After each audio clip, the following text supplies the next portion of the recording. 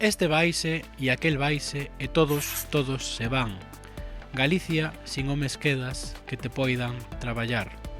Escribía Rosalía de Castro no seu poemario Follas Novas. De Rosalía de Castro xa hai moito tempo, pero a migración sigue entre nós. Quizáis agora cambiaron un pouco as tornas. Galicia, que foi tradicionalmente terra de emigración a países como Venezuela, pero tamén en Europa, a países como Suiza, como Francia. Galicia, que foi sempre unha terra na que moitísima xente marchou, agora parece estar convertida nunha terra de acollida. Os últimos datos así o din. Estamos nunha etapa na que a transición demográfica en Galicia está sendo brutal. Vemos que hai moitísima poboación migrante que chega e as estatísticas de poboación aguantan, en mesmo medran nalgúns sitios que levan sendo tradicionalmente territorios de perda de poboación grazas á poboación migrante. Porén, hai xente que non é capaz de entender que quen marcha da súa terra marcha porque o necesita, porque non lle queda outro remedio, porque ninguén deixa atrás as súas costumes, a súa familia, as súas tradicións, o seu fogar por vontade propia, senón que sempre ten que haber motivos de peso detrás. Ninguén ven aquí por paguitas, nin ven aquí a chupar do bote, nin ven aquí a operarse, nin cousas destas que se din normalmente, non? Hoxe queremos dedicar ese informe UQ a unha das temáticas que están moi de actualidade, como todas, non? Que é a de migración. Inmigración, sobre todo inmigración, en la que aínda seguimos tendo bastante emigración aquí en Galicia, sobre todo en Ourense, vemos que hai ese efecto retorno, non?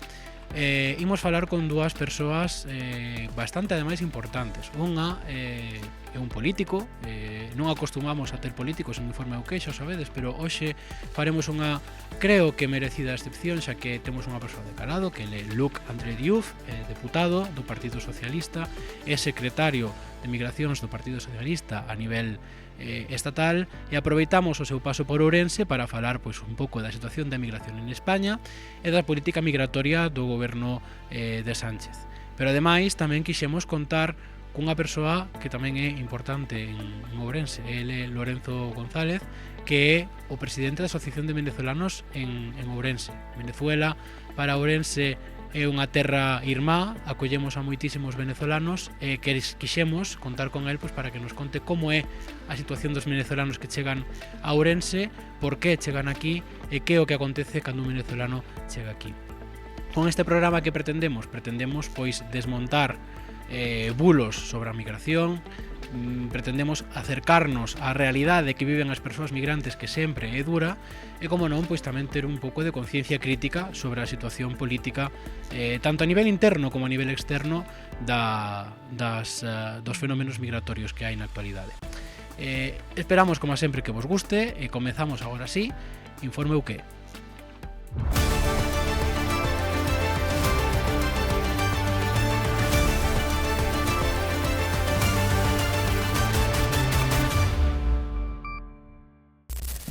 Pois temos o gusto de poder contar hoxe con Luc André Diouf. Ele é diputado no Congreso dos Deputados, de orixe senegalesa, secretario de Política Migratoria e Refugiados do Partido Socialista. ¿Qué tal, Luc? ¿Cómo estás? Buenas tardes, aquí con ustedes y gracias por invitarme. ¿Qué tal por Galicia?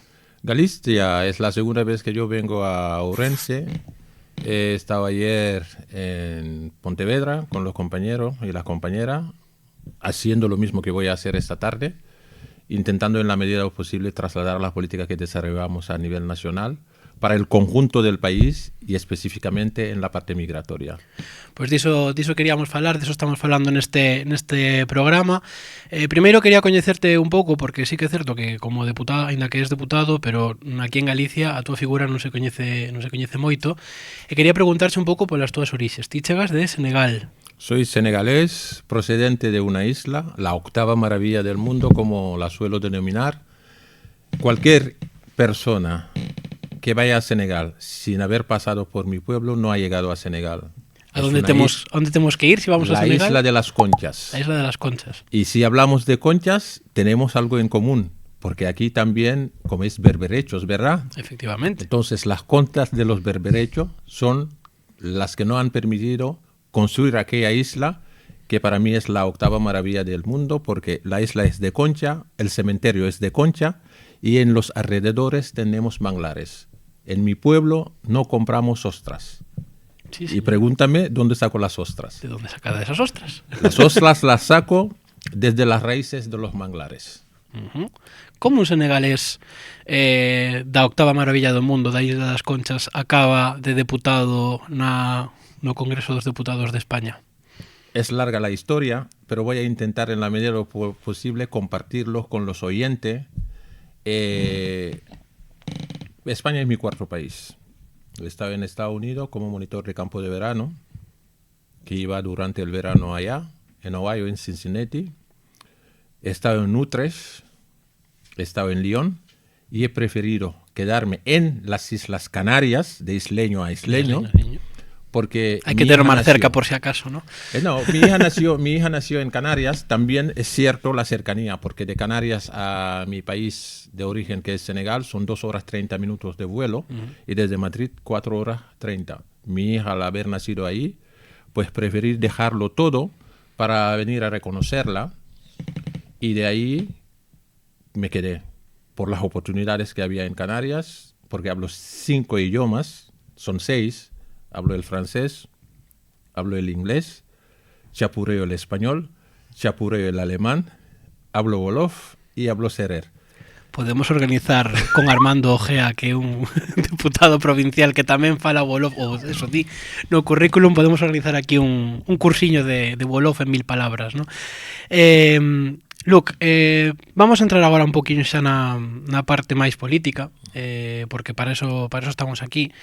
Estamos aquí facendo esta serie de programas que o obxectivo é pois falar sobre diferentes problemáticas cotidianas da sociedade en España neste momento, non? Temos falado de mobilidade, falaremos de vivenda, falaremos de sanidade, e consideramos tamén dentro desta serie falar de migración. Primeira pregunta que che fago: hai un problema de migración en España? No, no hay un problema de migración en España. Muchas de las veces los que quieren utilizar la inmigración son los que hacen que tengamos como primer problema, que en el pasado estuvo en un punto 10, que forme parte de la problemática, de los 3 problemas que consideran los españoles. La migración es una oportunidad, no es un problema. Bien aprovechada actualmente con el gobierno que tenemos. No somos muchos. En España puede haber alrededor de 49 millones de habitantes. Y muchas de las veces, el otro día que iba al aeropuerto, el taxista, porque muchos de ellos son de extrema derecha, me comentaba que no, que sois mucho. Y cuando le pregunté cuántos inmigrantes había en España, me dijo 20 millones de inmigrantes. Y me reí. ¿Por qué? Porque sé que no es una persona que ha indagado para saber realmente cuánto vivíamos aquí en España. Pueden haber alrededor de 9,5 millones de inmigrantes en España que están viviendo con los españoles y que están participando al desarrollo económico de este país. Quizás más adelante iremos en las cifras para que se vea que la inmigración no es un problema en España, sino una oportunidad que hay que aprovechar para asentar y trabajar a que estos inmigrantes que están con nosotros puedan tener una mejor y mayor participación ciudadana, que ha permitido que un negro de Senegal pueda estar hoy siendo entrevistado en Galicia, en Ourense, que es también una comunidad donde muchos de los paisanos de ustedes han tenido que salir cuando las cosas no funcionaron bien. La inmigración no puede ser un problema si está bien gestionada. O tema é que, claro, este discurso que acabas de dar está como un pouco contrastado a nivel electoral, refírome polas dinámicas que hai tanto en España como en varios países do mundo, que parece que electoralmente os cidadáns avalan unhas políticas restrictivas máis migratorias, unhas políticas migratorias máis restrictivas que hai uns anos. Por que ese xiro da sociedade contra a inmigración? Porque los políticos que no tienen alternativa a la realidad de las políticas y avances sociales que se desarrollan aquí en España, como en otras latitudes del mundo, solamente pueden agarrarse a la inmigración para hablar más de la inmigración, porque saben que parte de la población que puede competir con los inmigrantes, lo que pueden hacer es más o menos lanzar discursos que puedan hacer que les voten a la derecha y a la extrema derecha. Podemos coger el caso de Estados Unidos, lo que se está haciendo ahora mismo con los inmigrantes, personas que pueden llevar 20 años, 15 años, que estaban, al igual que lo que hacemos aquí, tengan o no documento participando en el desarrollo económico de Estados Unidos, que han sido expulsados de Estados Unidos. Familias, padres de familias, hijos al terminar las clases que han venido a su casa y no han encontrado sus padres porque le han sacado las casas o de sus lugares de trabajo a pesar de no tener papeles para expulsarlos. Aquí en España, el giro que hay de la derecha y de la extrema derecha, hablando mal de la inmigración, cogiéndonos como chivos expiatorios, queriéndonos utilizar para sacar rédito político, es solamente debido a que no tienen alternativa frente a las políticas que desarrolla el Partido Socialista Obrero Español. Tengo la confianza que en las próximas elecciones o futuras elecciones el pueblo sabrá definir quién ofrece posibilidades sin la utilización de la inmigración para poder mantener el gobierno que tenemos, porque cualquier otra alternativa sería un lastre para España. Pero no solamente un lastre para España.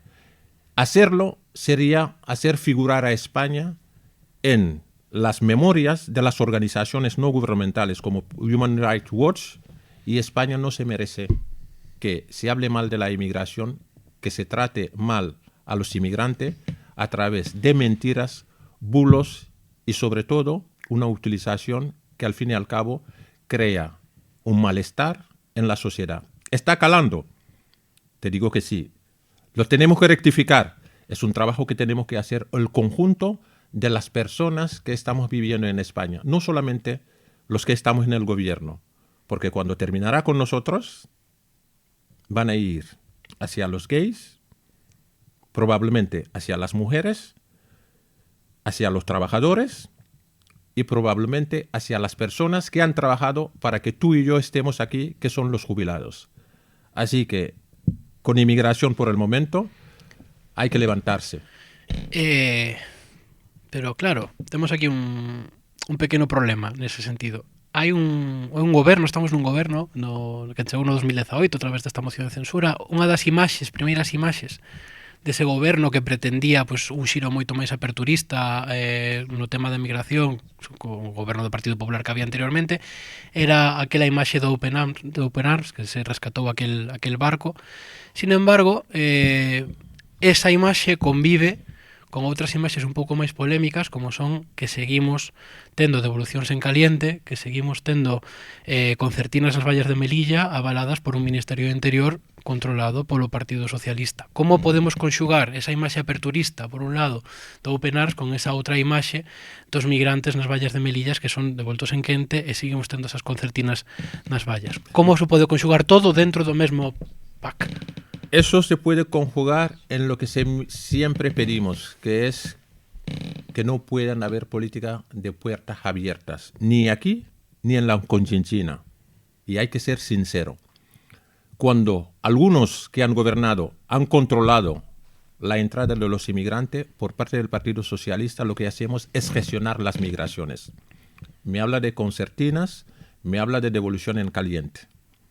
El control de fronteras se está haciendo en la medida de lo posible, teniendo en cuenta los valores democráticos y los derechos humanos. Y llevamos tiempo sin oír unas devoluciones en caliente, y llevamos tiempo sin oír salta a las vallas de las que estás hablando. ¿Por qué? Porque el trabajo se está haciendo de otra forma ahora. Hablo de gestión. ¿De qué forma? Se está gestionando teniendo en cuenta los países de origen, los países de tránsito, exigiendo a Europa también que tenga en cuenta de que somos frontera sur de Europa, pero somos Europa. ¿Qué significa?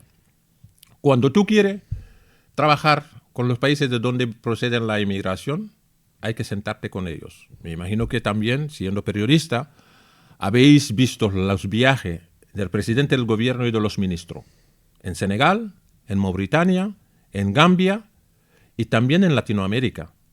Porque al fin y al cabo, los que vienen, y en este discurso es Y tiene que ser. Los que vienen no vienen a delinquir. Vienen a contribuir al desarrollo económico de este país. ¿Por qué? Porque España necesita mano de obra. Pero ese discurso non é un pouco utilitarista? No. Nese sentido de decir, vale, estamos repetiche varias veces ao longo da entrevista.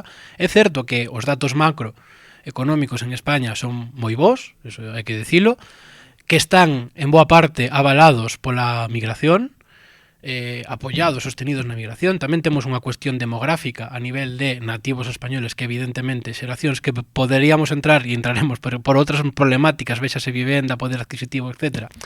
A mocidade pois non está podendo nin ter fillos, nin emanciparse, nin nada disto, e sí que é certo que toda esa eiva demográfica está sendo un pouco apoyada, respaldada pola migración. Pero ese discurso non é un pouco utilitarista no sentido de, bueno, veñen aquí, fan os traballos que non queremos facer porque son moi duros, aguantan, digamos, o país, non é un pouco iso, utilitarista? No, no es utilitarista. La persona que viaja desarrolla un proyecto. Yo cuando decidí de venir es porque mi hija había nacido aquí y creí que la alternativa, a pesar de haber recibido una formación en Senegal con beca en la universidad, dinero de mi país, debería, en principio, servirle a mi país. Pero la opción de dejar mi país para venir a España, al igual que muchos lo hacen siendo africano o latinoamericano, son opciones a respetar. Hasta la persona que coge un cayuco o una patera, cuando viene con el objetivo de formarse y de desarrollarse personalmente y profesionalmente porque no hay alternativa. Pero al mismo tiempo contribuye al desarrollo económico no solamente de España, sino del país que deja atrás. No voy a coger ejemplos ajenas.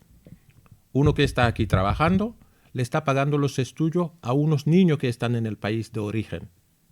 No es de forma utilitaria que hace España.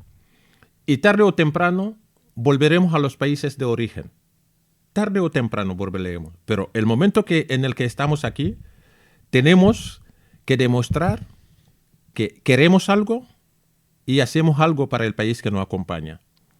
En eso, España lo que tiene que hacer, o los políticos de turno, lo que tienen que hacer es facilitarnos la estancia, lo que llaman integración y que yo denomino participación ciudadana. Porque al fin y al cabo, lo que podría ser un inmigrante o un emigrante, hoy lo considero como un nuevo vecino o una nueva vecina. Los mismos derechos que pueda tú tener, debo de disfrutar de ello. Que tú puedas andar tranquilamente en la calle, que yo lo puedas hacer sin que nadie me increpe, que me llame negro. Que tú puedas optar a alquilar una casa para alojarte, porque dispongo de medio y trabajo, lo pueda hacer. Que tenga el derecho a ir al mismo centro de salud que tú, porque estoy cotizando a la seguridad social. Y porque tú tienes a tus hijos, que los míos que están en el continente africano, los pueda yo reagrupar, porque así me lo permite el artículo 17 del Código Civil español. Y también tener opciones como trabajador a poder disfrutar de las vacaciones. Porque al fin y al cabo, tú serás blanco, seré negro, pero si te arañan ahora mismo y sangras y me lo hacen, la sangre que saldrá no será azul. La tuya será roja y la mía será roja. Y en eso estamos trabajando. Y nadie fuerza a nadie a salir. Nos quitamos de la cabeza que los viajes que se hacían antes de venir de vacaciones se terminaron. ¿Por qué? Que eso podría ser también una razón de otra invitación cuando yo venga para hablar del continente africano y un poco de Latinoamérica. Cuando te dicen que por qué venimos y a qué venimos, insisto, venimos a trabajar para desarrollar este país y a desarrollarnos nuestro. Y no solo en los sectores donde es complicado trabajar, que denomino los sectores de las 3P, ¿no? Lo trabajo más penoso, más peligroso y peor es pagado, que tú y yo y todas las personas que puedan estarnos viendo, escuchando, saben cuál es y que son necesarios para el desarrollo económico de este país.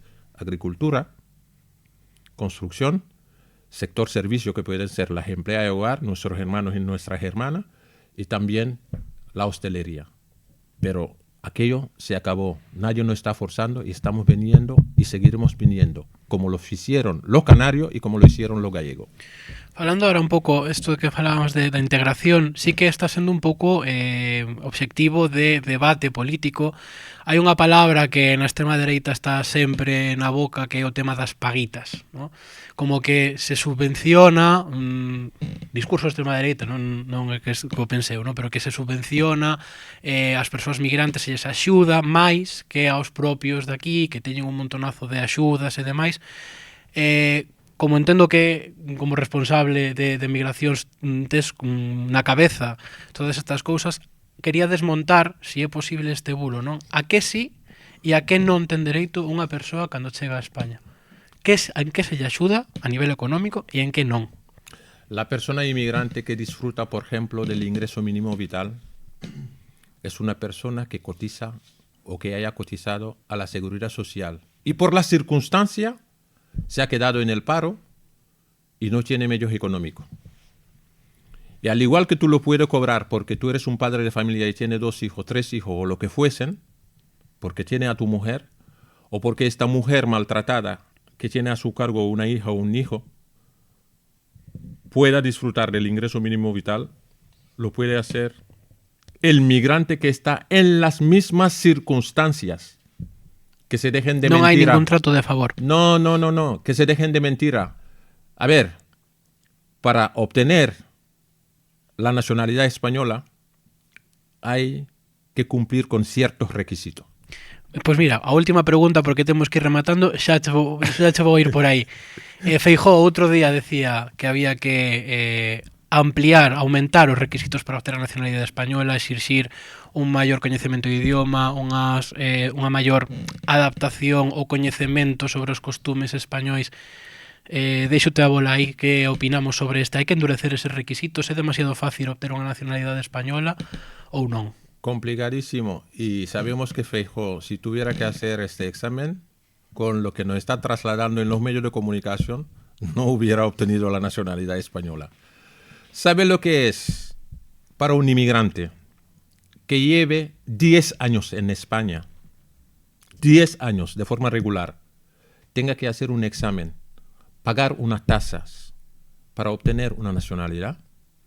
¿Sabe lo que significa para alguien que pueda ser de América Latina, por los lazos históricos que existen entre España y Latinoamérica, que habla el mismo idioma que usted y yo, tenga que hacer un examen para obtener una nacionalidad? La nacionalidad se tiene que obtener a través del arraigo.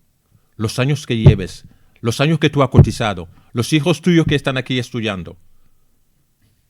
La contribución económica tuya en declaraciones de renta, en compra de bienes y asentado, residiendo en España. Yo siempre lo he dicho, el examen sobra. Eres partidario de rebaixar os requisitos para obtener nacionalidad. El arraigo es suficiente con Solo lo que te decía. Con el arraigo, alguien que lleva 10 años y que solicita una nacionalidad y que tú sabes que de los 12 meses que puede estar viviendo en España, solamente se ausenta el mes de vacaciones para ir a ver a su familia.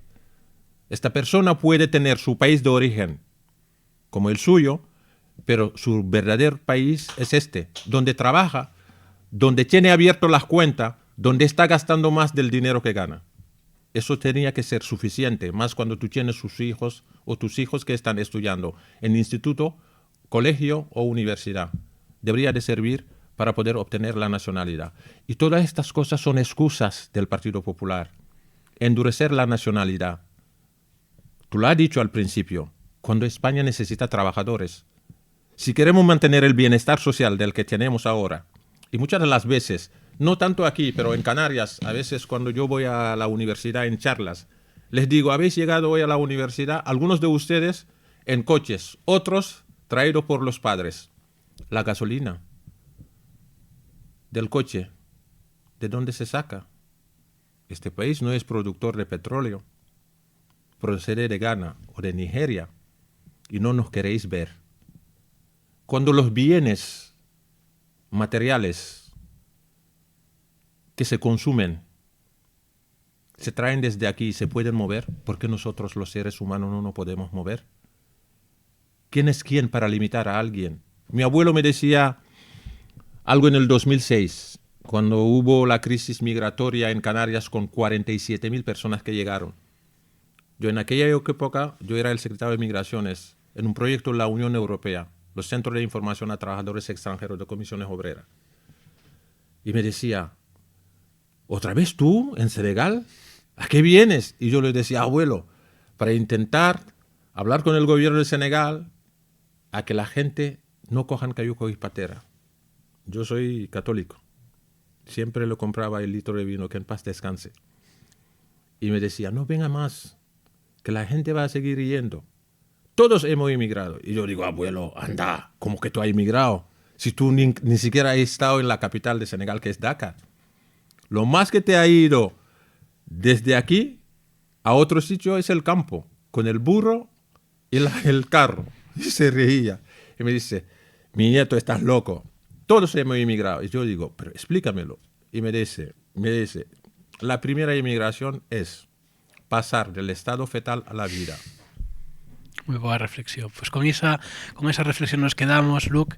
Foi un auténtico placer contar contigo. ¿Estuveches a gusto? Mucho a gusto. Y pediría que todos seamos actores para eliminar los bulos, para desmentir y sobre todo para desmantelar lo que se quiere construir en España. Es importante que lo sepamos. Hoy somos los acusados, pero probablemente más tarde lo que pasa en Estados Unidos puede pasar aquí. La participación tiene que ser activa de los inmigrantes y de ustedes que estáis trabajando en los medios de comunicación. No tengáis miedo por la conciencia profesional de poder denunciar a la derecha y a la extrema derecha en materia migratoria. Pois aquí o deixamos, Luc, foi un auténtico placer. Continuamos. Ourense é terra de acollida de moitísimas persoas migrantes. De feito, nos últimos datos de poboación vemos que esa tendencia a despoboación da provincia de Ourense estáse revertindo grazas ás migracións. Unha deses colectivos migrantes que está máis representado en Ourense é o de Venezuela.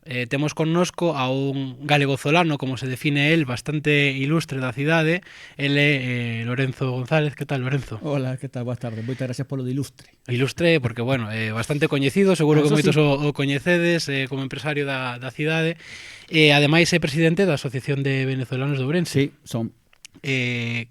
Primeiro, a nivel de poboación, cantos venezolanos hai agora mesmo na cidade? Pues Hai na provincia.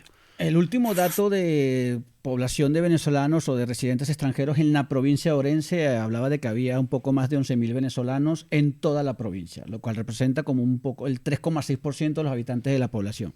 Pero claro, nosotros siempre decimos que esos son datos que no están completos del todo porque habría que incluir a los venezolanos que nacieron en Venezuela, pero que son familia de españoles, entonces al llegar aquí a España obtienen un DNI, entonces ya no cuentan como venezolanos.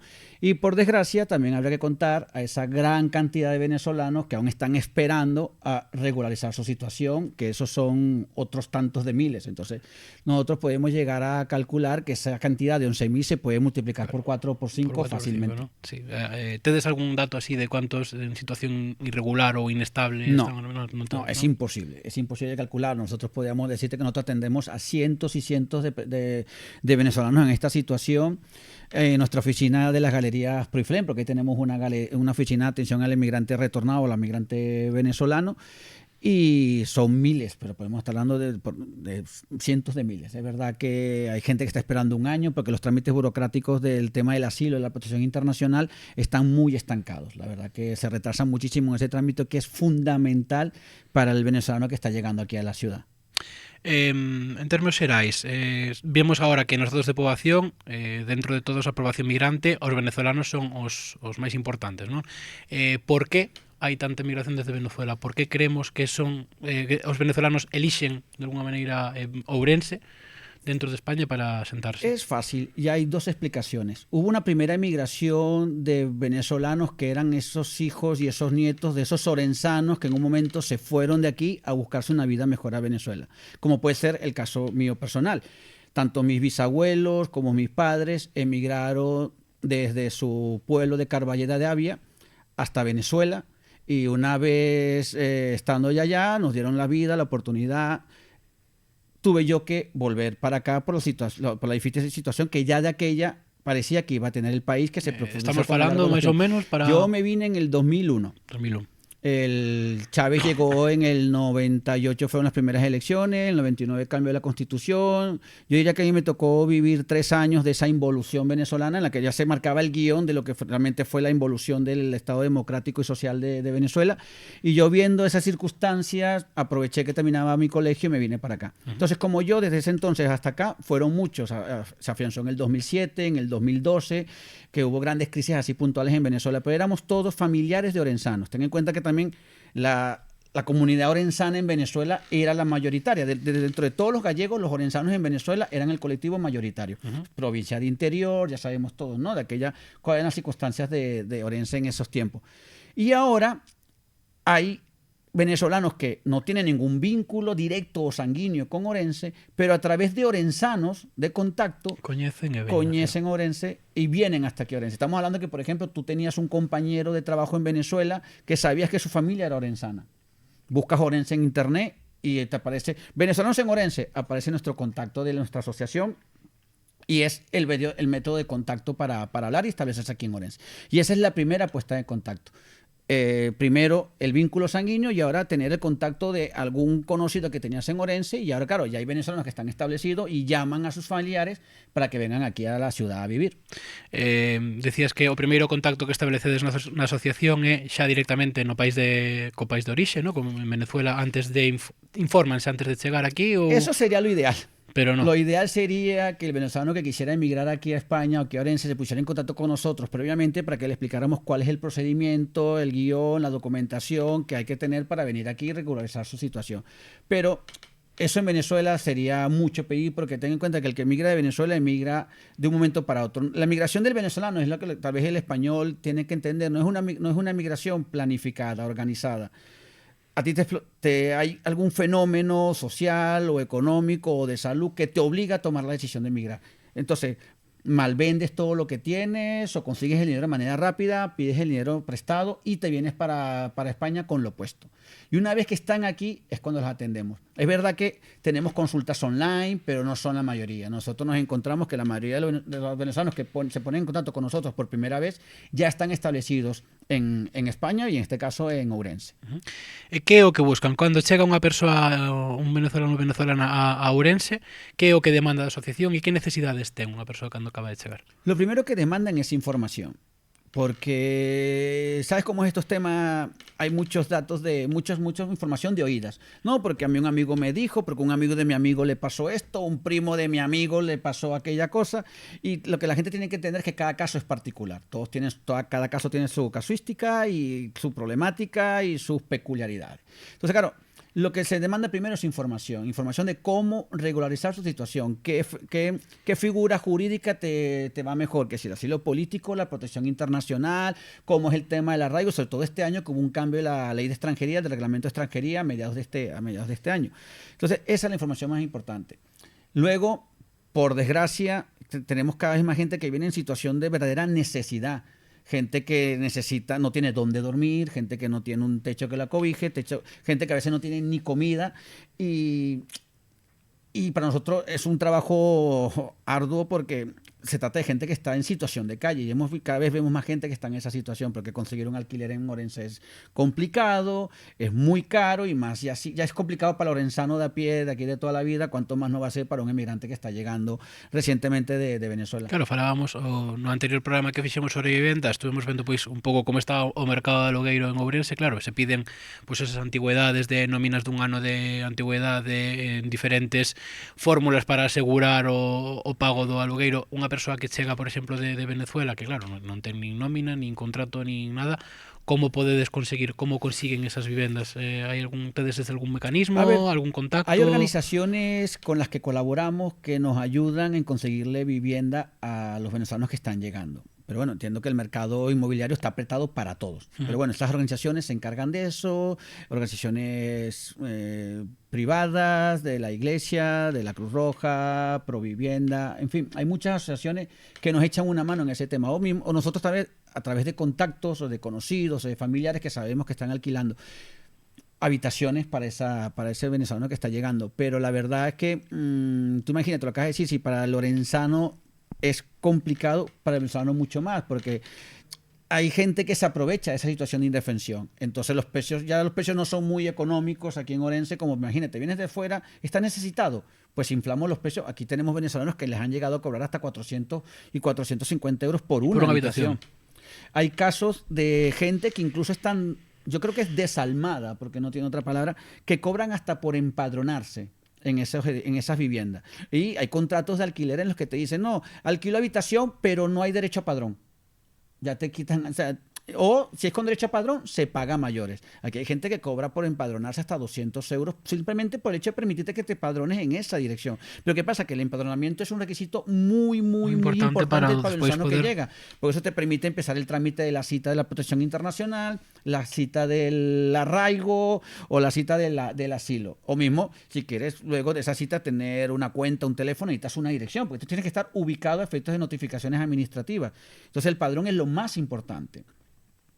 Y hay gente desalmada que está llegando a cobrar por ese requisito. Como también a raíz de eso también se ha hecho un mercado negro del tema de las citas de migración, que eso es una cosa que nosotros hemos denunciado por activa y por pasiva a todas las autoridades, como que en este caso la autoridad competente, que es la subdelegación del gobierno, le hemos dicho, mire, es que hay un mercado negro de las citas. Hay gente que está cobrando hasta 400 euros por conseguirte una cita para protección internacional. Pero el problema es que las consigues, son efectivas. Claro, sí. Es una cosa que es libre. Porque tú te debes meterte en una página web, la página web del ayuntamiento, meterte solicitud de primera cita de asilo político, de asilo o de protección internacional, pero siempre que te metes en ese enlace, la página está caída o saturada, no entras en el enlace. Hablas con ellos, hablas con esta gente que se promociona sin pudor en redes sociales. Porque tú te puedes meter en páginas de Instagram en las que te dicen, se consiguen citas de extranjería, hacemos trámites de extranjería. Si no es legal, pero se ofrecen sin ningún tipo de pudor en páginas, en redes sociales.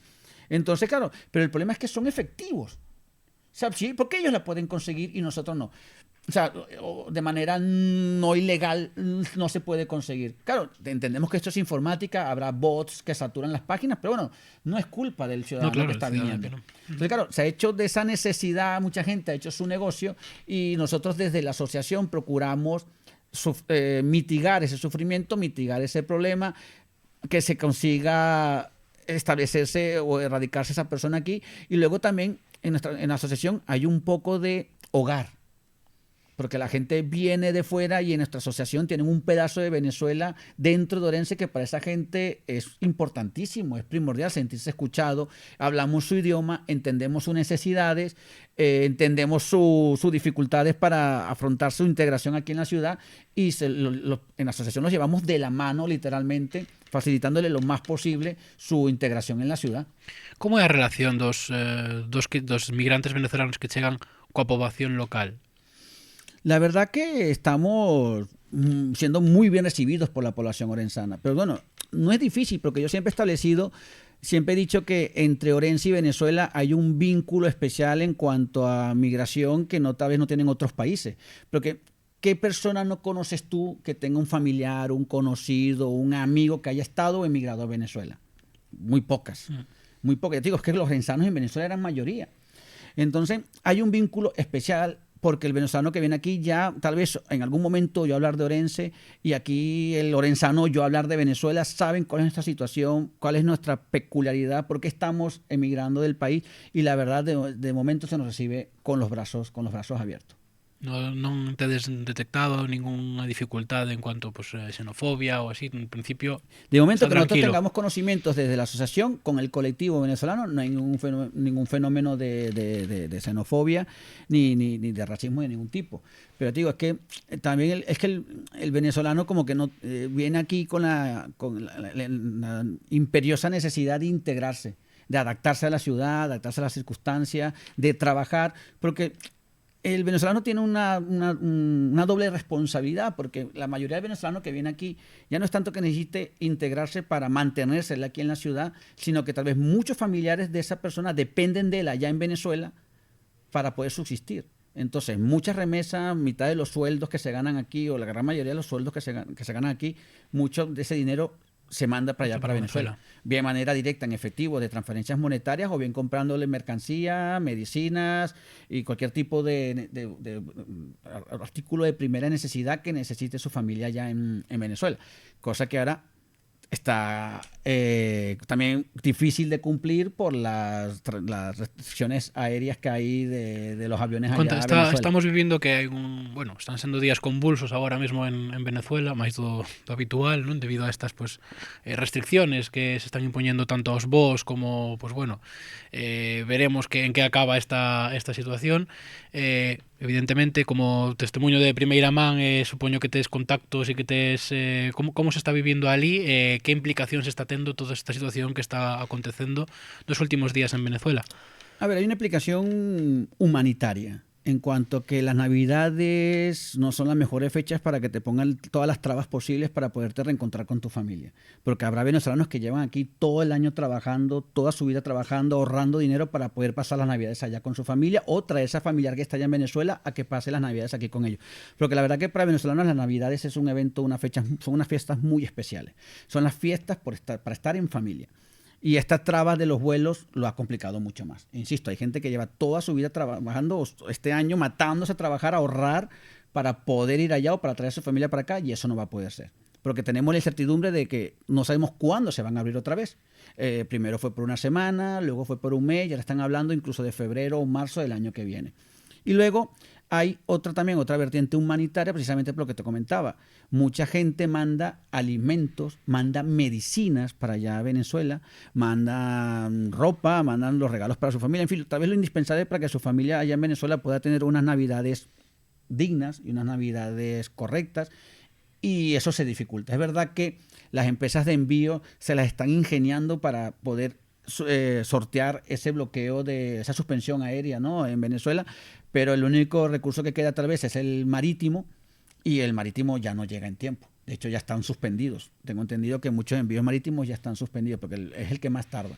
Entonces, claro, hay que buscarse la forma de tal vez que llegar la mercancía por otros vuelos u otras aerolíneas que sí tengan ese acceso a Venezuela, pero eso va a ser o que se encarezca el envío, o que sea mucho más dificultoso, o que ya no va a llegar para estas fechas de Navidad. Entonces, claro, es realmente complicado, y es otra piedra más en el camino a la condición de la inmigración venezolana. Falabas antes de que neste ano se fixo un cambio na lei de estranxería que dificultou ou cambiou bastante os requisitos para poder acceder tanto a axudas, a ciudadanía, a legalizar, regularizar a situación dos migrantes, afectou especialmente ao colectivo venezolano. Poderías explicar un pouquiño que o que pasou, que aconteceu? Es bastante complicado, y tal vez necesitarías un programa monográfico sobre la normativa de inmigración. Intentando acotar un pelín para... Pero mira, muchas veces hay mucha desinformación en este sentido. Lo más importante es que la normativa del cambio del reglamento de extranjería afecta a toda la inmigración en general. Yo hablo de los venezolanos porque somos la mayoritaria, es la que más conozco, pero nos afecta a todos por igual. En grandes rasgos, el nuevo reglamento de extranjería reduce plazos. Por ejemplo, ya optar al arraigo no hacen falta 3 años, hacen falta 2.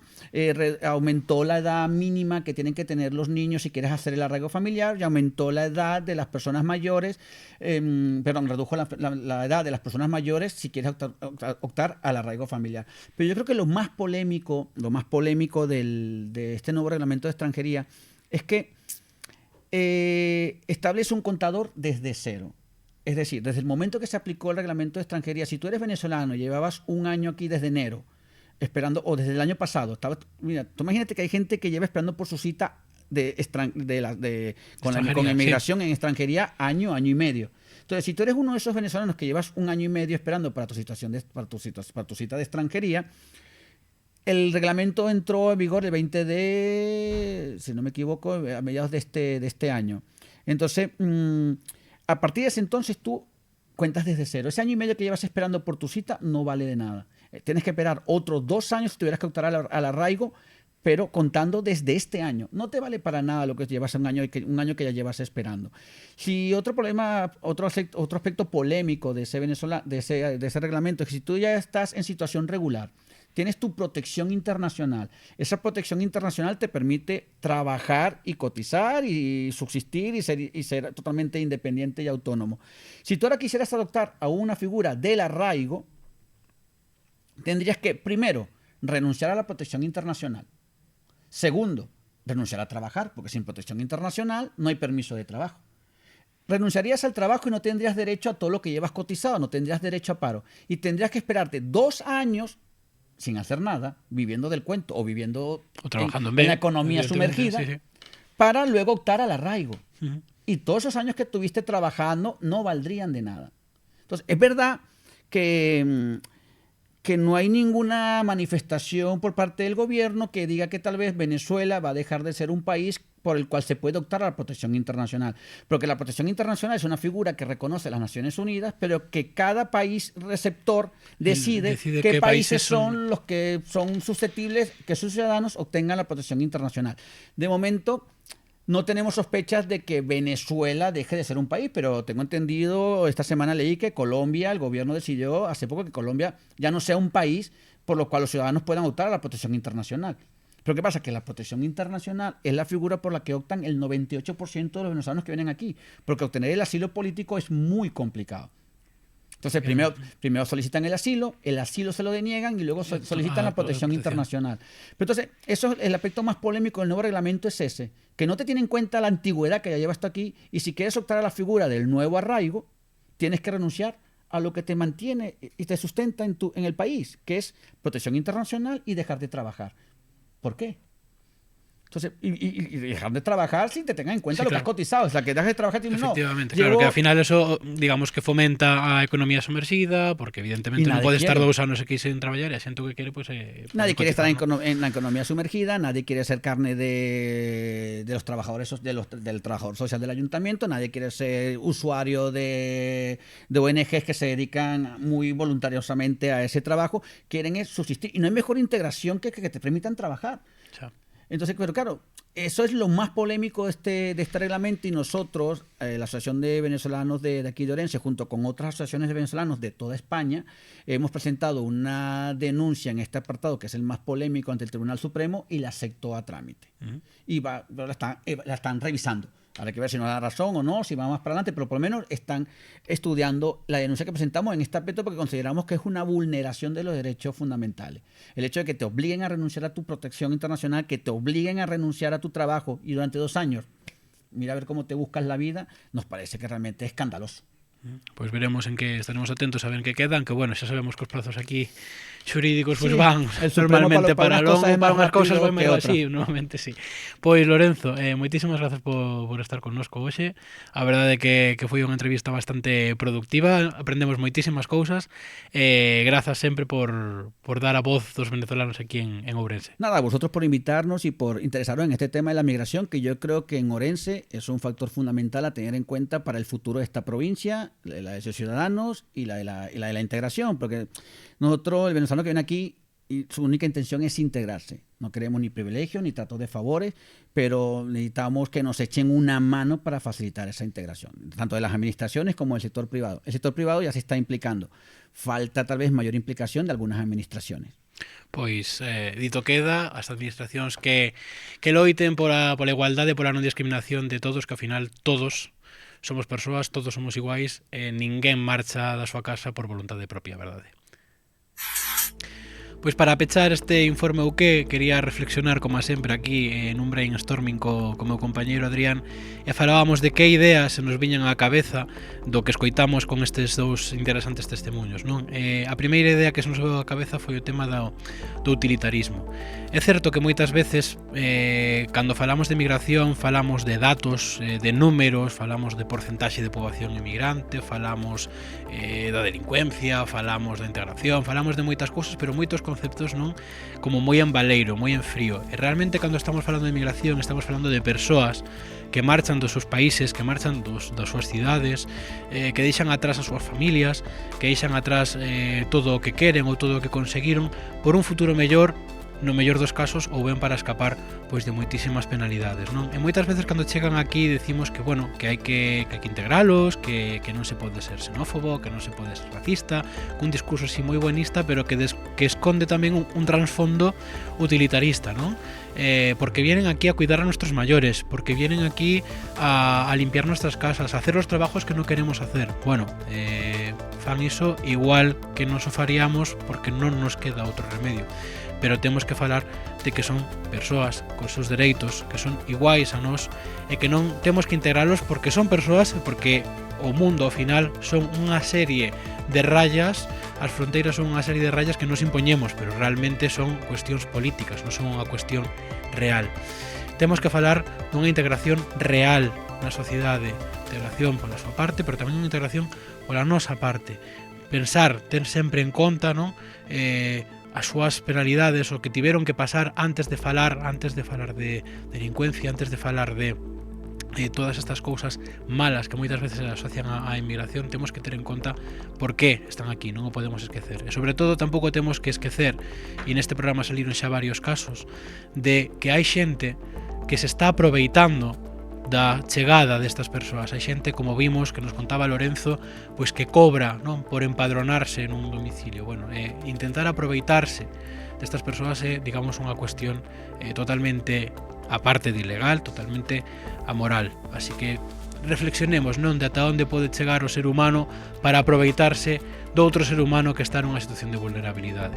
Todas estas reflexións deixámolas aquí para que as repousedes, e mentres tanto pois prepararemos unha nova entrega de Informe UK que esperemos que sigades como estades seguindo ata agora. Moitas gracias por escoitarnos, vémonos pronto aquí en Informe UK.